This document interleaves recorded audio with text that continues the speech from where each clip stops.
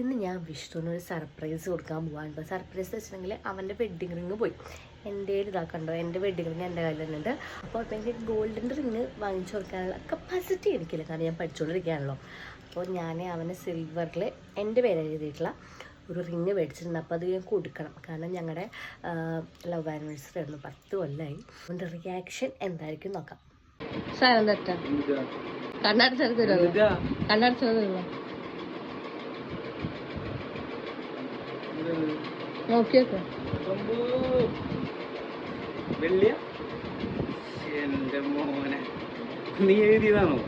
ഞാൻ എഴുതിയതൊന്നല്ല, വളർന്ന് ഇട്ടോക്കിയൊക്കെ ஏதோ ஒன்று இருக்குது கொஞ்சம் என்று இதுவரை இது போலே நானும் இல்லையே கடலலை போலே வந்து